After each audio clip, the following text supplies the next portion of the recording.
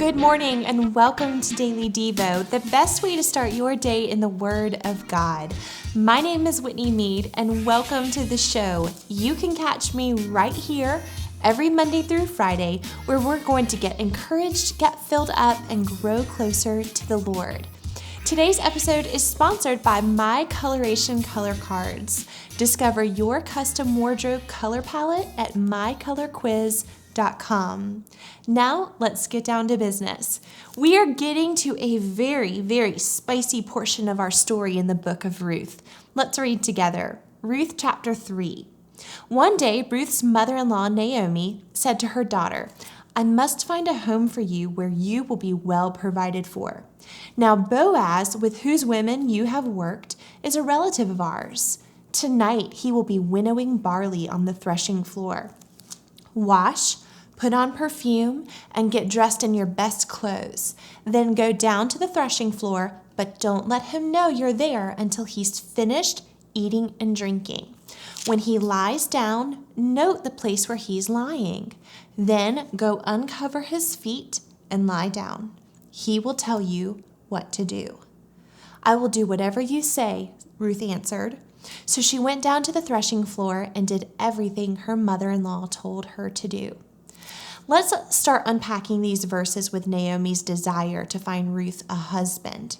By law, Naomi actually had the first right to remarry the next man in line to their family, but she passes it on to Ruth. At this point, Naomi certainly must be along in age and recognizes that her daughter-in-law has the best potential to find lifelong commitment and have the opportunity to have more children, which would actually continue Naomi's heritage. This is the moment that Naomi lays out a very dangerous plan for Ruth. She's to get cleaned up, put on a nice fragrance, and put on her most respectable clothes. Then she's to head over to the threshing floor where Boaz is finishing his harvest and will have a very large party at the end of the night. Ruth shouldn't approach him while the party is happening. Of course, his men will recognize her, and it would be difficult for her to find a moment to speak with Boaz alone. So she's to wait until the party dies down and Boaz lays down to sleep. Then she's supposed to sit at his feet and uncover his blanket. Let's be real for a second. It seems like Naomi is asking Ruth to do something very scandalous, doesn't it? This is the risk that these two women are taking to have the opportunity for Ruth to present herself to Boaz.